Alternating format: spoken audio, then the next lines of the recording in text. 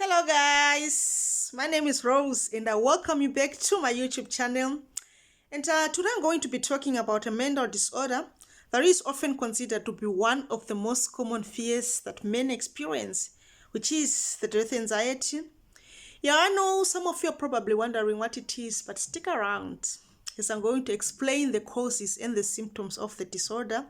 And from my personal experience, because I'd also like to believe that in time that I suffered from death anxiety, but unfortunately then I didn't know what it was. I just knew there was something wrong with me, but I couldn't tell what it was because I knew nothing about mental disorders. So stick around as I'm going to explain the causes and the symptoms of the disorder. But before I get into detail, if you like what I'm doing, if you're enjoying it, or if you're learning from it, go right ahead and press the subscription button and hit that notification bell so that each time I upload a new video, you get notified. Thank you. And also I'd like to take this opportunity to thank each and every one of you across the globe that took their time to watch, like, comment on my first video. It was imperfect, I know, and I'm still learning, but I appreciate the support that you have given me so far. And to all Keith and Kin that have given me pointers towards the betterment of this channel, you guys are awesome, and I appreciate the love and support, especially you and you. I appreciate the love and support that you have given me. Thank you very much, guys. Okay, before I get all emotional, let's get down to the business of the day, which is the death anxiety. So we all know that death is inevitable and we are someday going to die. And the thought of dying, or the feelings that comes with the thought, varies with each and every one of us. And it is the intensity of that thought that brings in the anxiety or the fear of dying. So let me start by explaining what death anxiety is, or rather define what death anxiety is.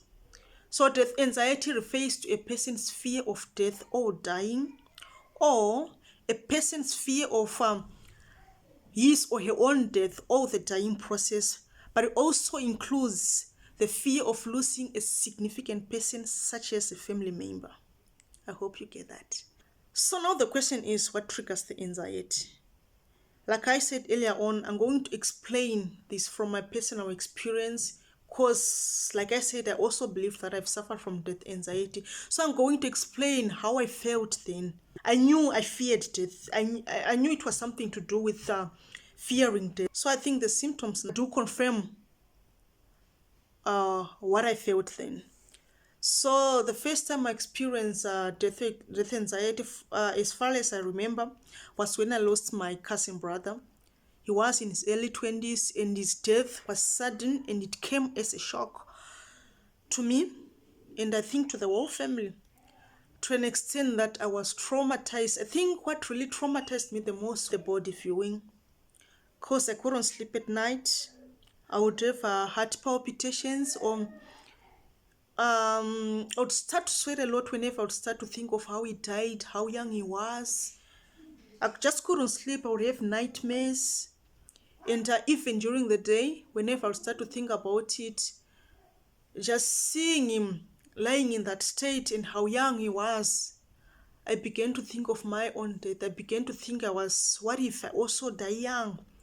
What if I also die before I accomplish some of the things that I wanted to accomplish? So, I would have increased anxiety, and I would have heart palpitations. I just feared death because I think when he died, life became meaningless to me. Because remember, 1 minute is alive and the other minute is gone. You can imagine. So yeah, it just didn't sit well with me. And I think that was death anxiety, because some of the symptoms or some of the things that I felt are death anxiety symptoms related.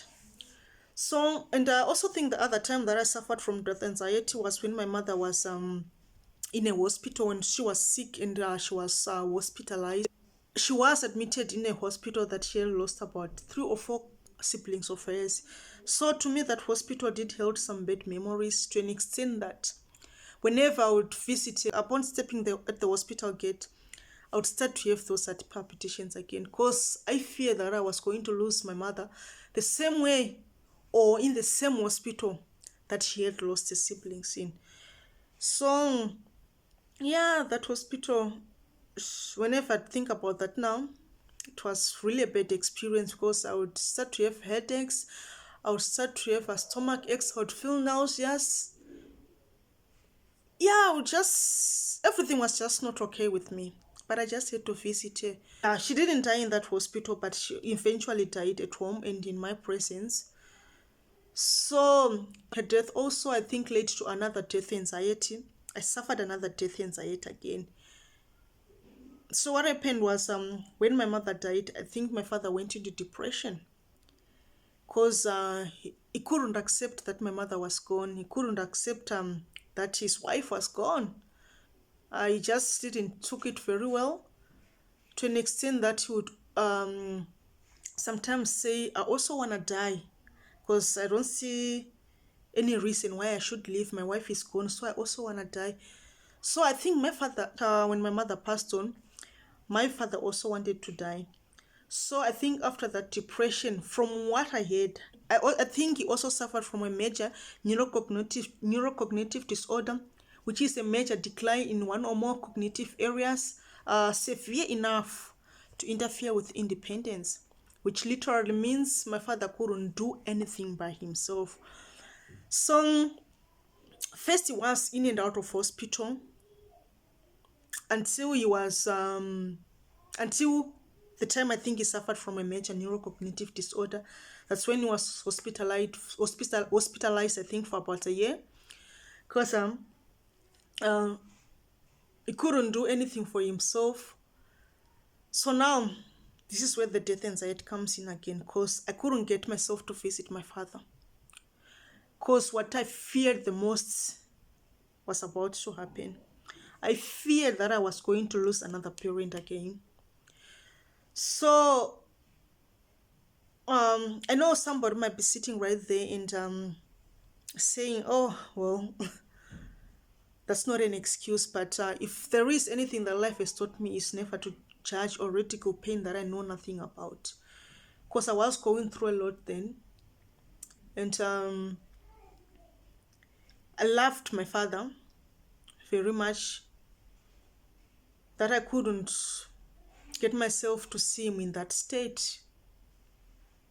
So I just decided I wasn't going to visit him, because from what I heard, it was really bad, really bad. So I just couldn't get myself, I couldn't go through what I went through with my mother, because I was with my mother the whole time she was sick.